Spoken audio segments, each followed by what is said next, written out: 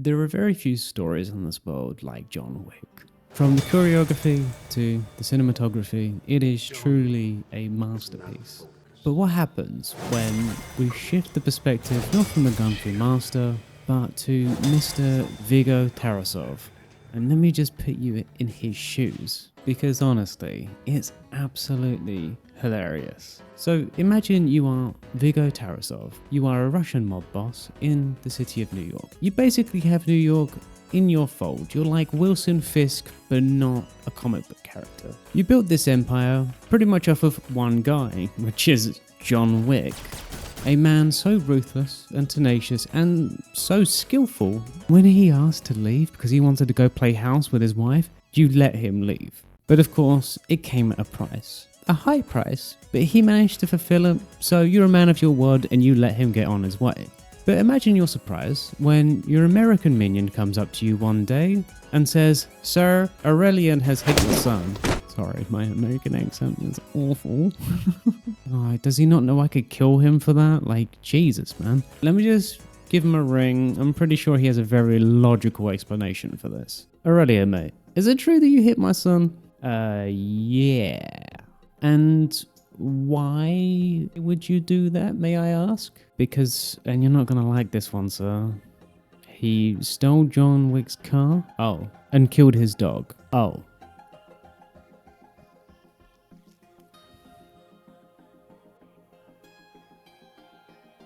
This is a nightmare. This is a circumstance so outside of the realm of possibility that it's just unfathomable.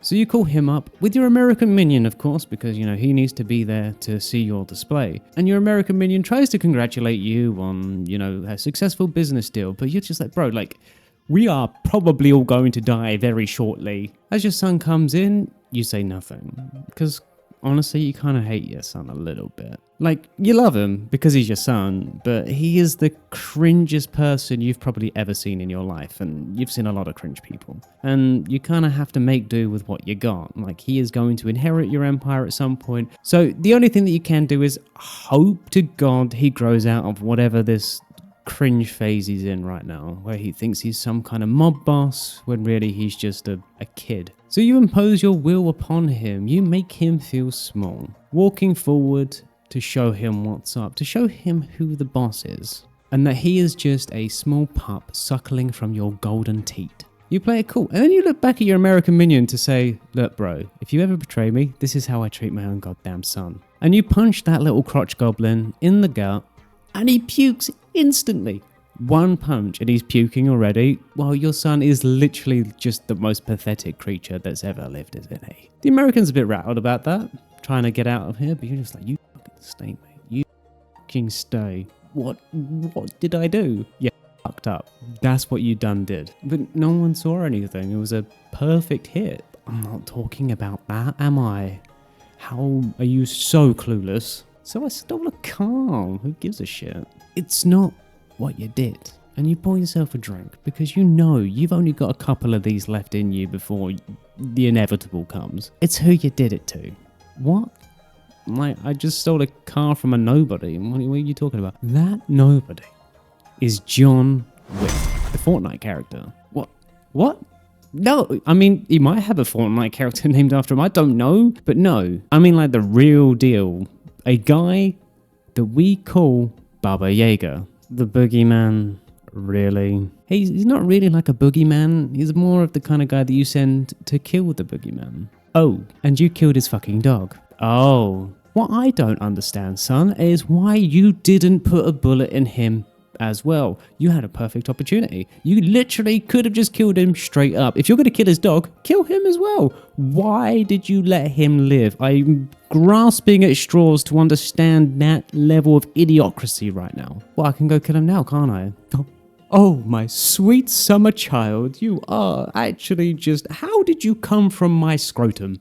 How were you so far detached from me? No, that's not how this works. You caught him in a rare moment of vulnerability. He was a sleeping bear. He was hibernating. And what you've done is kicked up a Category 5 hurricane. Actually, you know what? I would rather face a Category 5 hurricane completely naked in the middle of the goddamn ocean than experience what I'm about to go through right now, because what you've done is single-handedly brought us to our knees. He is a man who will destroy us if given the opportunity, and you don't seem to understand that. I can kill him. No, my son, you are about as useful as a chocolate goddamn teapot. Now get the fuck out of my sight before I kill you myself and then bring you back to the life so you can die again. So, considering the circumstances, you do what any sane human being would do at this point in time. You call up John Wick, hoping that you can sort out this little pickle. Hey, John, I'm really sorry about your wife and all that. Like, that's such a tragedy, man. Like, you know, it happens to the best of us, you know. Anyway, I beat him real good. You know, I one-punched him. He threw up everywhere. Like, so, you know, I punished him for the acts of things that he did against you. So you don't need to come after him anymore, surely, right? Like, it's all square, it's all good. Hello, John, are you there? John, come on, man. Let's be civilized here. No, let's be reasonable. Come on, John, talk to me. Oh, sir, what happened? Get a crew together. How many? I guess if you just get fucking everybody, maybe even get your grandma, your brother and sister too. Maybe then, maybe we would have a shot. So you sit down by the fire and you drink your cognac because, you know, cognac is a nice little drink and you need something strong to process the trauma that you are going through right now. That is until your American minion comes up to you again and he's just like,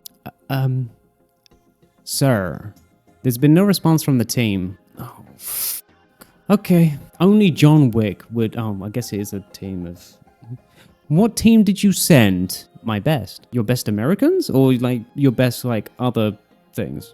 Like which team did you send? Oh, okay, well, only John Wick could be a squad of your best troops. Okay, well, put a hit on him. 2 mil. Like a Latin 2 mil? You think someone would kill John Wick for $2,000? Are you mental? Can't you see that I'm Russian but with a British accent? Crazy, right? I'm not Latin, believe it or not. Anyway, 2 million, you fucking idiot. Fuck me. Okay, sir. In the meantime, put Yosef in the red circle. Why? Oh my god. To bait John Wick into a place that we own and can secure. Ow. Bloody hell, man.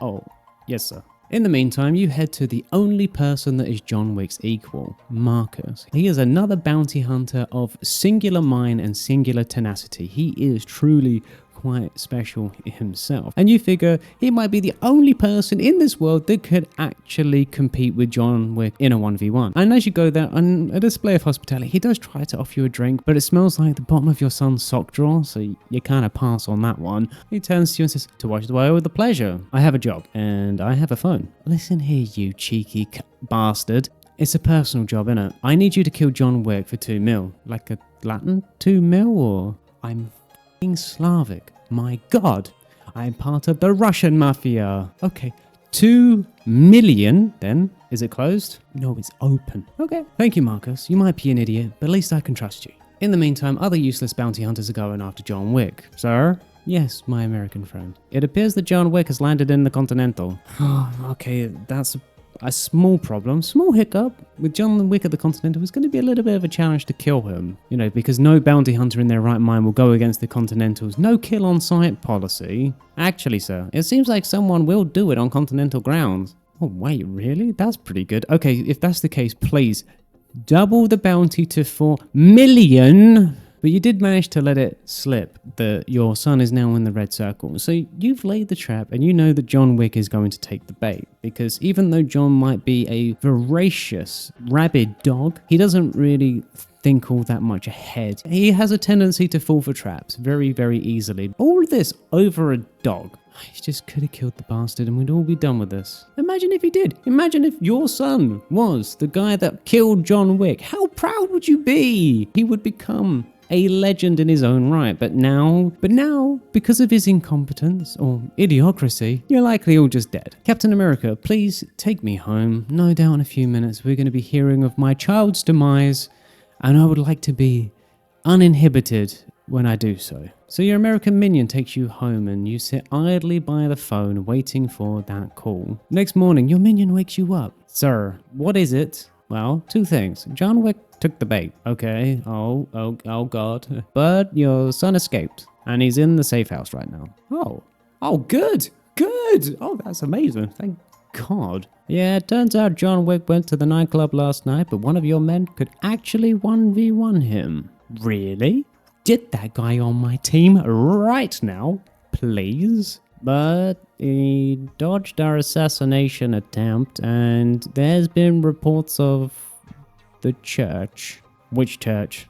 The church. Oh God, it's gone. Even the video with the mayor, and the pig, and the prostitute, yes. You know, at this point, you're starting to sweat. You just lost all of your leverage. John Wick has now ruined you. Money, you can rebuild, but leverage is pretty hard to come by, because once you get it on someone, they're very, very coy not to let you get it on them anymore. So you go to the church hoping there might be something to salvage. Instead, you find absolutely nothing. Everything is ashed. And you find that priest that betrayed you. And you don't even make him suffer. You just put a bullet in him straight up. You're so angry. You cannot fathom how badly this day is going. And then guess who comes out with an assault rifle? It's John Wick. Shooting up this place like it's a...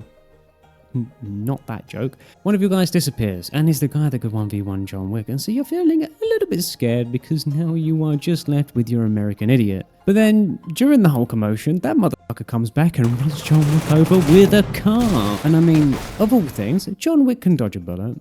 He can even dodge a knife, but apparently there's one thing he cannot dodge, and that is a car. And there you have John Wick in your custody. So you take him to a warehouse. Plastic sheet on the floor, perfect for a stabbing or a gun. That's when your American minion turns to you and says, "Sir, why don't we strangle him? You know, just to mess with him. Just to show him who's boss." Hey, that's not a bad idea. You know, instead of killing him efficiently and straight to the point, we could strangle him and then walk away like cartoon villains. It's the ultimate power move. You are a genius. There's absolutely no way that he could escape, is there? And that's what you do. But, you know, you got to give your villainous monologue.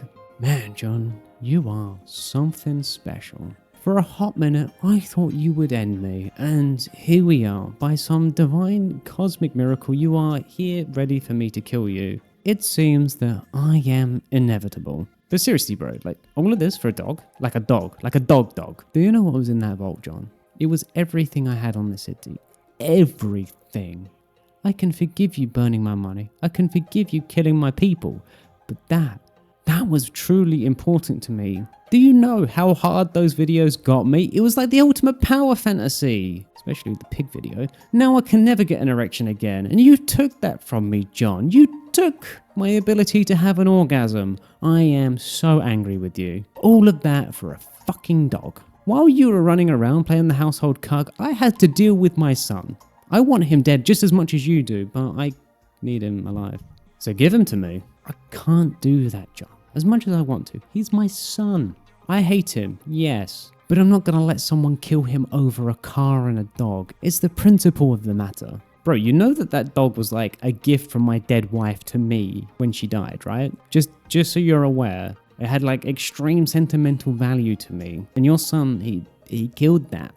He took that from me. Oh, brother, climb your river. All right, guys, just kill him. You and your American friend leave the establishment, and you turn to him like, "Ooh, I feel so badass right now, you know. That was the ultimate power move. You were such a genius to come up with this idea. I feel so alive." There's no way he's going to get out of that, right? Glad to be of service, sir. And you get into the car and you start driving along, and you are listening to Vanessa Carlton 1,000 Miles while you are relishing in your victory. Your son didn't die. You killed John Wick. You are undefeatable.